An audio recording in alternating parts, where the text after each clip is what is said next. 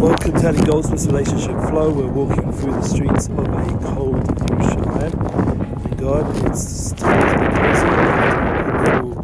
be Shabbos, we're a new week, getting ready for Kabbalas Torah and Tu B'Shvat, special times in the Jewish calendar. We're reading about receiving of the Torah, which was the divine wisdom in the world, and when you read, it comes alive. That's the idea. And we'd like to bring all that we're learning and talking about alive in our relationship inspired flow.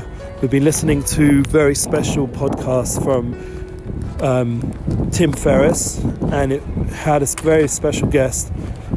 Her name is Brene Brown. And what was so special about it was very real.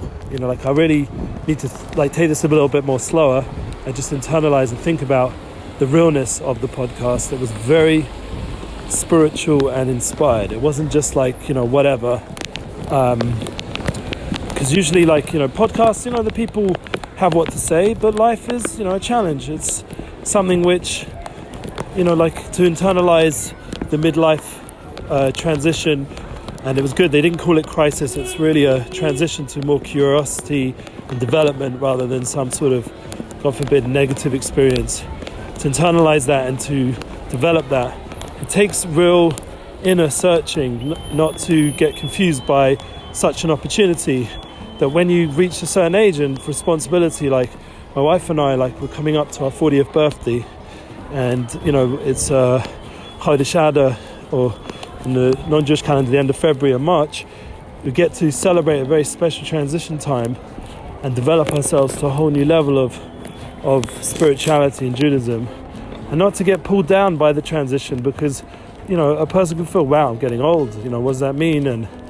But if you start to become more curious, more in touch with who you are, and develop more self-awareness, more wisdom, as it says in our Holy Torah, the way it says in Perek Avos, that you get to a certain age of understanding, Bina is for the Ben Arbayim, you start to really internalize, and it's a time you can really start to learn mysticism on the true full level, and really reach a whole new level of development. And that's really the opportunity that when you become 40, you're getting. And same with the 40 days before the new month, Rosh Chodesh Adar and Rosh Chodesh Nisan, you get 40 days before that.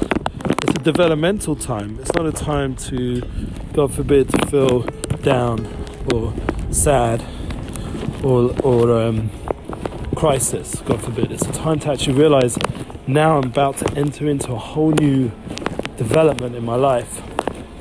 And that really is the whole transition. You're doing it together with your soulmate. You're doing it together with your soul partner that you've invested so much of your heart and soul. And that's the concept of true love. True love comes from giving. It doesn't come from, as Gedalia Fenster talks about, just short-term desires and lust and just fulfilling your needs and all that kind of stuff. It comes from really caring for another human being and developing an understanding of how deep the other person who's been gifted to be in your presence and to be devoted to you and you devoted to them. It's a whole different level of experience. And then you have opportunities to develop strategies. How can your relationship grow so it doesn't get stuck, it doesn't get prevented from true development? And that's something which all of us on a daily level can develop and grow. And I really recommend taking a look at the podcast from Tim Ferriss. I mean, he's in himself going obviously through a lot of transition. He now has a relationship which he can learn from and become more emotionally in touch, and not just a great strategist or technical person of how to live more effectively, but also to bring it to the heart level, which is really what Tu B'Shvat, these 40 days now that we're entering. Tu B'Shvat is that day where you hear the bas kol, you hear the kol, the voices of B'nai Yissaschar says, you start to hear the voice of who your soulmate is, just like on Tu B'Av as well, where I got engaged personally. But it's a special time where there's a certain hamtaka, sweetness, we talked about on our Inspired Flow podcast last week. There's a certain sweetness going on. I'm going to talk about it in Amun as our future podcast.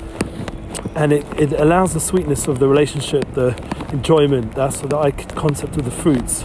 There's a certain connection to that soul level and gives you a power to really tune into the love and the joy of relationship. you're growing together, and that understanding is what brings true joy. Understanding another human being, the compassionate, the true values we've been speaking about here.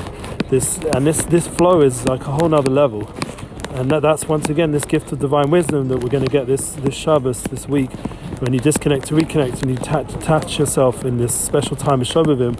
We have more Devekas, more Kedushas Bris, more holiness of the covenant, of understanding that you're bound to one person, one soul, and that's on an inner level, you're bound to the creator of the world, this universal force. It's one force of binding us all together to a higher level of connection of what mankind and what this world is for, and our purpose and our inner resources of relationships and connection.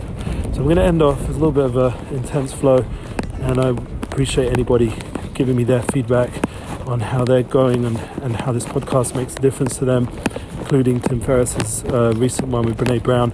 She will be putting up a podcast, and I recommend her once again, as Tim Ferriss pointed out, because of the vulnerability, and it is a hard process, to internalize all these deep concepts and this special light that comes down on a yearly basis. And when you reach the age of 40, it's an internalization. So if you want to talk it out more, so it's not so deep and it's a little bit more practical, you're welcome to contact me, as I said, in my email. I always put it below. Unity Inspires Projects. We're really building up this momentum on the Inspired Projects, thank God, and seeing how when we make a blessing on fruit, showing that appreciation, showing that internalization, that the world isn't just whatever, and there is some sort of appreciation process and divine providence of everything going on. Even what you eat has significance, and this mindfulness, this awareness, this self-awareness can bring you to understand another human being with love and depth that will bring us all to wonderful relationships that can flow.